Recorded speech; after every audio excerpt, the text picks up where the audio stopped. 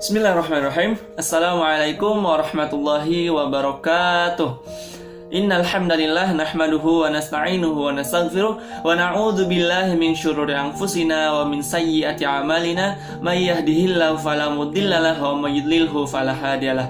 Asyhadu an la ilaha illallah wahdahu la syarikalah wa asyhadu anna Muhammadan 'abduhu wa rasuluh alladzi la nabiyya wa rasula ba'da. Qala Allah Ta'ala fil Qur'anil Karim, a'udzu billahi minasyaitonir rajim. Fa idza faragta fansab wa ila rabbika farghab. Shadaqallahul azim. Al-ayah. Pertama-tama dan yang paling utama, marilah kita panjatkan puja dan puji serta syukur kita kehadirat Allah Subhanahu wa taala, yang mana Allah telah memberikan kita beribu-ribu nikmat, di antaranya nikmat iman, nikmat Islam, dan nikmat sehat walafiat, sehingga apabila kita misalkan air laut di dunia ini jadikan sebagai tintanya, dan pohon-pohon di dunia ini jadikan sebagai penanya, dan daun-daun di dunia ini sebagai kertasnya, niscaya tidak akan cukup untuk menulis semua nikmat yang Allah berikan kepada kita. Oleh karena itu, kita patut bersyukur terhadap semua nikmat yang Allah berikan kepada kita. Biqaulina alhamdulillahirabbil alamin. Yang kedua kalinya, dan tidak lupa salat beserta salam semoga tetap tercurahkan kepada junjungan kita, baginda kita, habibana wa nabiyana wa maulana Muhammad sallallahu alaihi wasallam, yang telah mendakwakan Islam, yang telah merisalahkan Islam hingga 2/3 dunia, sehingga kita dapat merasakan nikmatnya iman dan indahnya Islam. Dan semoga kelak kita dapat berjumpa dengan beliau, mendapatkan syafaat beliau, dan diakui sebagai umatnya di yaumil qiyamah nanti. Amin amin ya rabbal alamin. Ikhwani fillah rahimakumullah, di sini anak ingin menyampaikan materi terkait makna dari Quran, dari ayat dari Quran surat Al-Insyirah ayat 7 dan 8.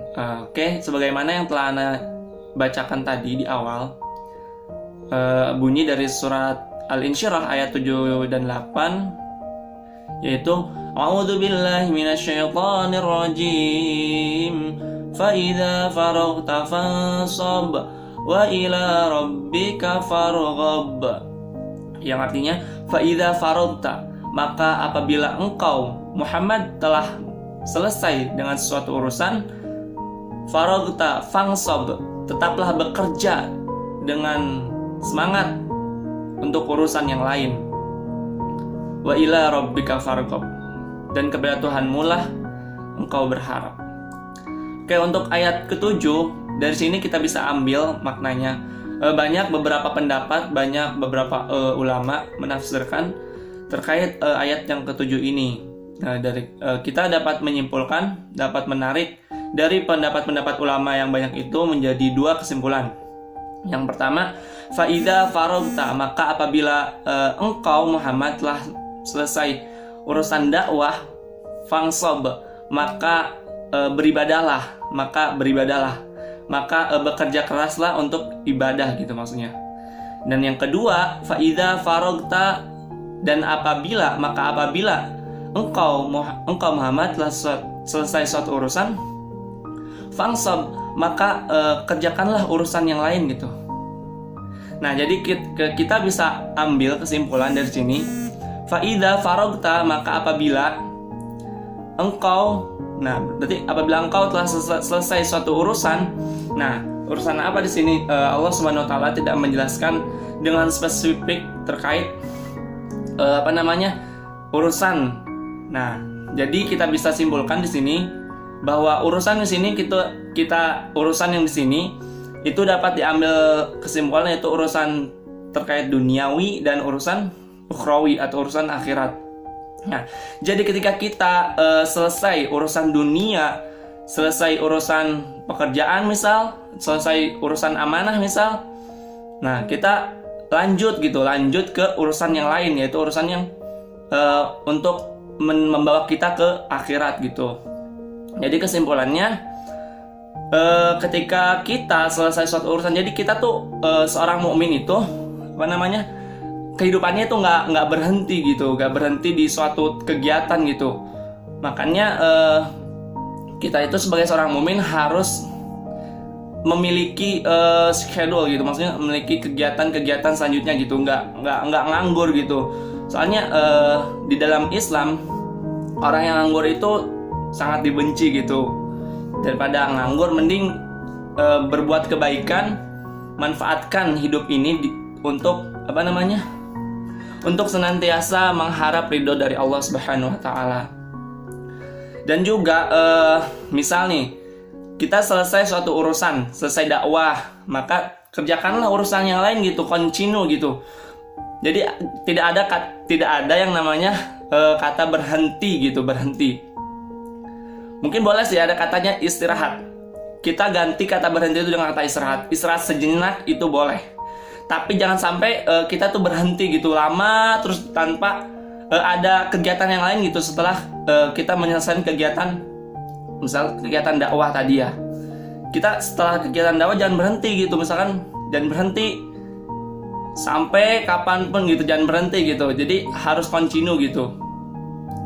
Soalnya di dalam kehidupan kita, seorang mukmin itu kehidupannya penuh dengan ibadah gitu, untuk mencari keridhaan dari Allah Subhanahu wa taala.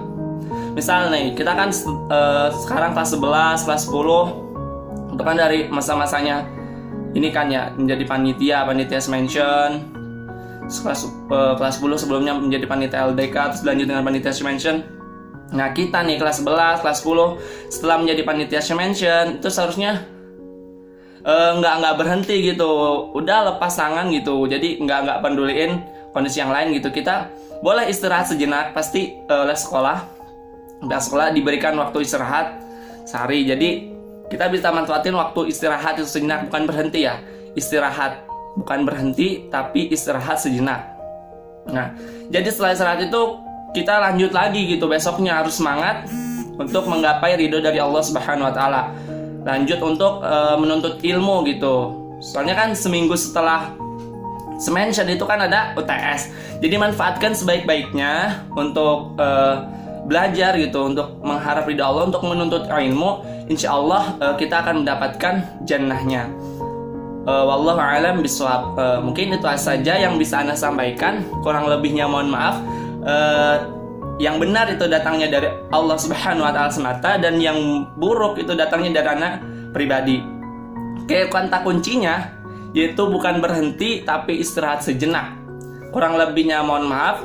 Wabillahi taufiq wal hidayah wa ridha wal inayah. Wassalamualaikum warahmatullahi wabarakatuh.